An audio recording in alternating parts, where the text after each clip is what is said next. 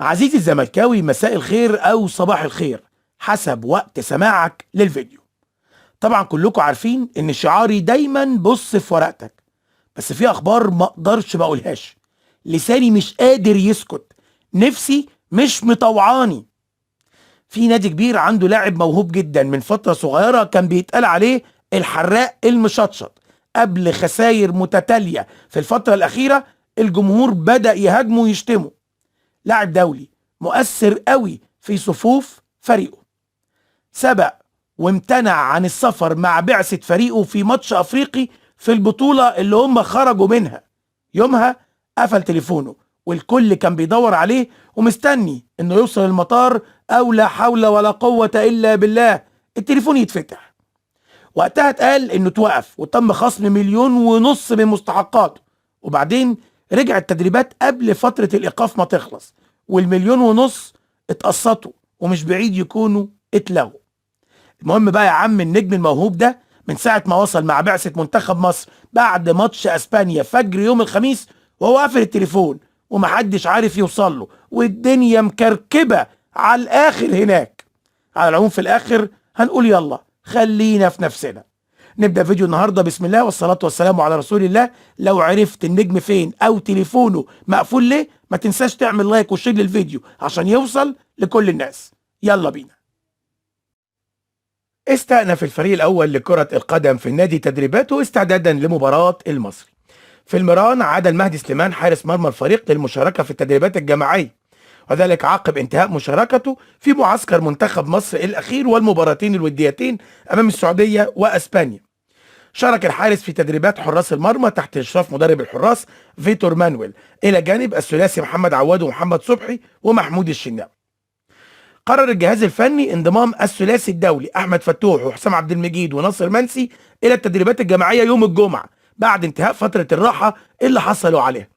الجهاز الفني للزمالك فضل منح اللاعبين الدوليين راحه من ميران الخميس عقب عودتهم من معسكر المنتخب لتفادي اي اجهاد قبل العوده للمشاركه في التدريبات. خاض لاعبو الزمالك خلال الميران فقره بدنيه قويه تحت اشراف مدرب الاحمال نونو كوستا ريبيرو، حيث تضمنت تدريبات متنوعة لرفع المعدلات البدنية إلى جانب بعض التدريبات بالكرة. اختتم الفريق ميرانو بفقرة فنية تحت قيادة معتمد جمال، ركز خلالها على الجوانب الخططية قبل تنفيذ تقسيمة ما بين اللاعبين لتطبيق ما تم التدريب عليه. تقرر دخول فريق كرة القدم في نادي الزمالك في معسكر مغلق بمدينة الإسكندرية بداية من يوم الجمعة، وذلك ضمن استعدادات الفريق لمواجهة المصري البورسعيدي. يستمر المعسكر لمدة 48 ساعة في إطار سعي الجهاز الفني لفرض حالة من التركيز والانضباط داخل الفريق. يأتي هذا التحرك ضمن خطة الإعداد الخاصة بالمباراة، والتي تمثل انطلاقة المرحلة الثانية والأخيرة من مسابقة الدوري، والتي يسعى من خلالها الفريق لتحقيق بداية قوية. حيث من المقرر أن تقام المباراة يوم الأحد المقبل على استاد برج العرب، ويطمح الزمالك في تحقيق الفوز وحصد أول 3 نقاط في المرحلة الحاسمة. بعد هذا اللقاء يغادر الزمالك إلى الجزائر لخوض مباراة دور نصف نهائي بطولة كأس الكونفدرالية أمام فريق شباب بلوزداد. ليستعد نادي الزمالك لخوض جدول مزدحم بالمباريات خلال إبريل. بيفتتح الزمالك مشواره في إبريل بمواجهة المصري يوم الأحد 5 إبريل، من بعدها لقاء مرتقب أمام شباب بلوزداد في نصف نهائي الكونفدرالية يوم 10 إبريل، ثم يستضيف الزمالك نظيره الجزائري في لقاء الإياب يوم 17 إبريل، ثم يعود مجددا لمنافسات الدوري بمواجهة قوية أمام بيراميدز 23 إبريل، ويختتم الزمالك مبارياته خلال إبريل بلقاء إنبي يوم 27 إبريل. موقف أحمد شريف لاعب نادي الزمالك من مباراة المصري البورسعيدي. تم الكشف عن جاهزية أحمد شريف للمشاركة في مباراة المصري البورسعيدي ضمن منافسات الدوري. اللاعب تعافى تماما وبشكل كامل من نزلة البرد التي أبعدته عن الظهور في المباراة الودية الأخيرة أمام فريق الشرقية للدخان، والتي فاز فيها الزمالك بخماسية نظيفة. حسم الجهاز الطبي لنادي الزمالك موقف محمد إبراهيم ظهير أيمن الفريق بعد الإصابة التي تعرض لها. الجهاز الطبي أكد على جاهزية اللاعب التامة للمشاركة في المباراة المقبلة أمام المصري البورسعيدي. جاءت عودة اللاعب بعد تعافيه من الإصابة العضلية التي تعرض لها خلال مواجهة أوتوهو الكونغولي في إياب ربع نهائي بطولة كأس الكونفدرالية الأفريقية. وأظهرت الفحوصات الطبية الأخيرة تعافي محمد إبراهيم بشكل كامل، خاصة بعد مشاركته جزئيا في المباراة الودية الأخيرة أمام فريق الشرقية للدخان. وأكدت مشاركة اللاعب في اللقاء الودي استعادته الكاملة للياقته البدنية وقدرته على العودة للمشاركة بشكل طبيعي مع الفريق خلال الفترة القادمة. رفع التونسي نبيل الكوكي المدير الفني لفريق كرة القدم في نادي المصري البورسعيدي حالة الطوارئ بصفوف الفريق، حيث استأنف مساء الأربعاء نادي المصري البورسعيدي استعداداته لمواجهة الزمالك في المباراة المقرر لها مساء الأحد القادم في الدوري. وأوضح التونسي خلال التدريبات مدى جاهزية اللاعبين للمباراة المقبلة ورغبة كل اللاعبين في المشاركة في المباراة. كان المصري قد أنهى منافسات الدور الأول في الدوري محتلا المركز الخامس في جدول الترتيب برصيد 32 نقطة. ممدوح عباس رئيس الزمالك الشرفي وعد بتقديم مكافآت مالية كاش في غرفة خلع الملابس بعد كل انتصار سواء في الدوري أو في بطولة الكونفدرالية. المكافأة لم تحدد، ولكن تم التأكيد على أن كل اللاعبين الموجودين سواء في الملعب أو على دكة البدلاء هيحصلوا على مكافآت مباشرة، فلوس كاش في إيديهم في غرفة خلع الملابس بعد كل انتصار. وده طبعا محاولة من ممدوح عباس لتحفيز اللاعبين لتقديم أفضل أداء خلال الفترة المقبلة، وهي فترة حاسمة سواء في بطولة الدوري أو كأس الكونفدرالية الأفريقية. كالمعتاد مجلس إدارة الزمالك هيوفر حافلات لنقل الجماهير لدعم الفريق الأول لكرة القدم في نادي الزمالك في مباراة المصري البورسعيدي في الجولة الأولى من مرحلة التتويج. الزمالك حاليا بيعمل على توفير حافلات مجانية لنقل الجماهير لبرج العرب لدعم الفريق في مباراة المصري. طبعا الحافلات هتنتقل من أمام بوابات نادي الزمالك حتى الاستاد ثم تعود بالجماهير مرة أخرى، وده من باب تسهيل الأمر والسفر على جمهور نادي الزمالك. مصادر عديدة داخل لجنة الحكام واتحاد كرة القدم اتكلموا عن مسألة استخدام حكام أجانب. عرفنا كلنا إن الأهلي طلب حكام أجانب لمباراتين، الأهلي والزمالك والأهلي وبيراميدز. الطبيعي إن الأهلي وهو بيطلب بشكل رسمي يبعت مع الطلب شيك بالفلوس الخاصة باستخدام الحكام، لأن المفاجأة إن الأهلي ما بعتش الشيك وتم قبول الطلب. ليه يا سيدي؟ قال لك إن اتحاد الكرة هو اللي هيدفع الفلوس بتاعة الحكام. ليه يا حبيبي؟ لأن خير اللهم اجعله خير. اتحاد كرة القدم مديون للنادي الأهلي، والأهلي ليه مستحقات مالية لدى الاتحاد بتشمل مكافأة الفوز بالسوبر المصري اللي اتلعب في الإمارات وما استلمهاش الأهلي حتى هذه اللحظات. وبناء على هذا الأمر هيتم دفع تكاليف الحكام الأجانب للمباراتين. اتحاد كرة القدم بالفعل خاطب عدد من الاتحادات الأوروبية بما في ذلك الدوريات الخمسة الكبرى لتوفير أطقم حكام على أعلى مستوى للمباراتين. استقر جون إدوارد المدير الرياضي للنادي على فتح ملف تجديد عقود اللاعبين التي اقتربت من النهاية. ووضع جون إدوارد أحمد فتوح ظهير أيسر الفريق وأحد كباتنه على رأس الأولوية خلال المرحلة المقبلة. يأتي هذا التحرك في إطار خطة الإدارة للحفاظ على القوام الأساسي للفريق، خاصة مع اقتراب نهاية عقود عدد من العناصر المؤثرة، حيث ينتهي عقد فتوح بنهاية الموسم القادم، وهو ما يمنحه حق التوقيع لأي نادي بداية من يناير 2027. بتسعى إدارة الكرة في الزمالك للتحرك مبكرا بالتنسيق مع المدير الفني معتمد جمال من أجل حسم ملف التجديد وتفادي أي عروض خارجية قد تؤثر على استقرار اللاعب أو مستقبله داخل النادي.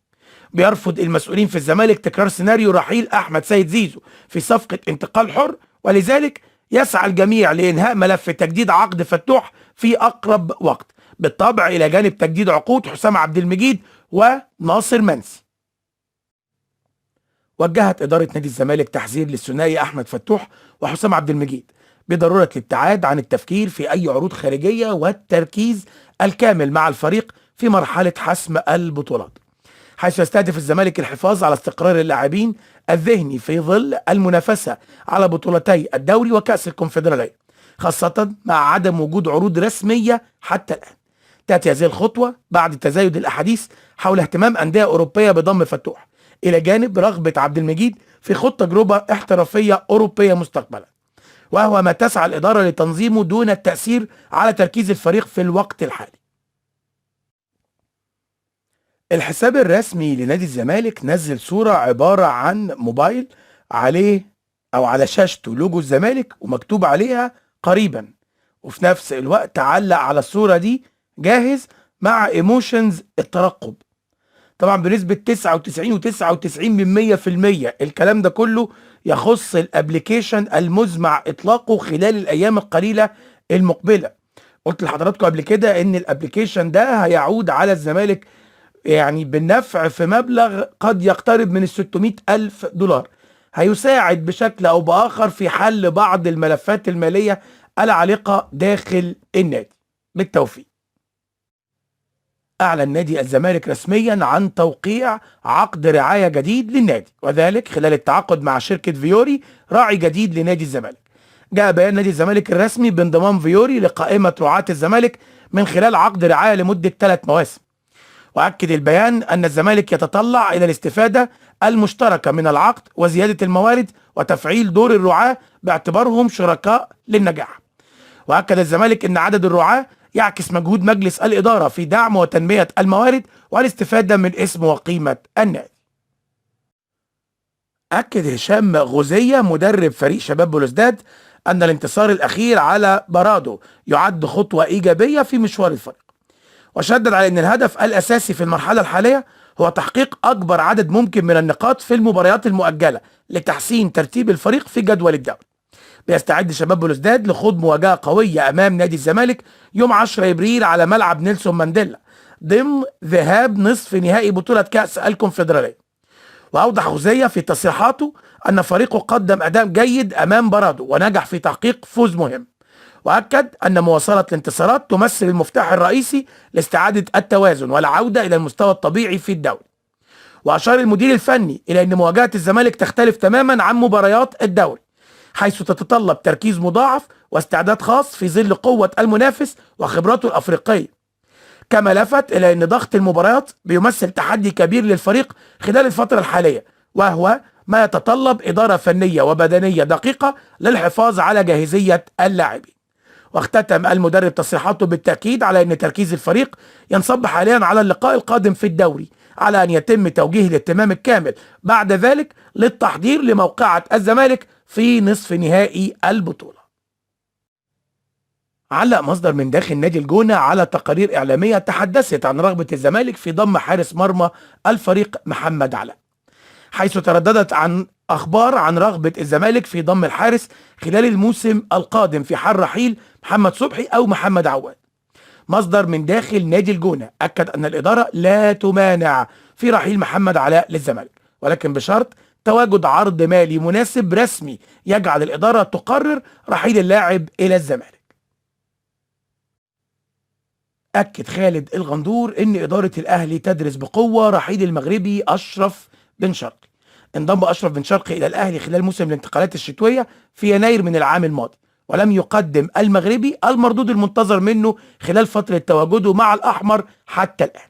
خالد الغندور أكد أن الأهلي يبحث بجدية رحيل أشرف بن شرقي لتقليل عدد اللاعبين الأجانب في القائمة، لإفساح المجال للتعاقد مع صفقات أخرى أجنبية أكثر قوة خلال موسم الانتقالات الصيفية القادمة.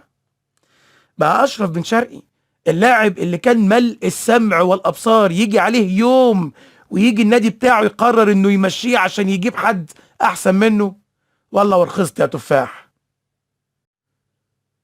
فاجئ الاعلامي احمد شوبير حارس مرمى الاهلي السابق الجميع بمنشور اشاده شديده بجماهير نادي الزمالك، حيث كتب عبر حسابه على الفيسبوك: في حد زعل قوي لما قلت ان لو في وسام تديه لحد السنه دي تديه لجمهور الزمالك، فانا باكد لك ان لو في وسام في التشجيع يبقى يستحقه جمهور الزمالك. الجمهور عامل اللي عليه والزياده شويتين، وافي الى اقصى درجه، مساند الى اقصى درجه، وفعلا بيشجع النادي عشان يوقفه على حيله مره تانيه. ما قدمه جماهير الزمالك عبر السنين الطويله الماضيه وما يقدمه هذا الموسم بشكل خاص يخليك تحييه وتشكره.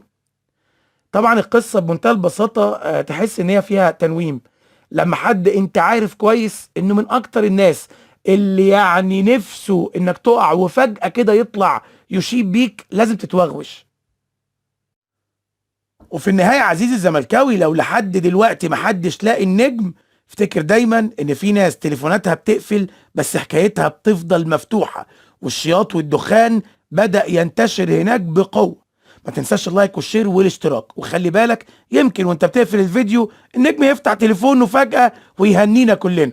نشوفكم في فيديو جديد. كان معاكم مؤمن شلبي ومحمود فاروق من قناتكم كرة كل يوم مع مؤمن. سلام مؤقت زي أزمات النادي اللي هناك. السلام عليكم ورحمة الله.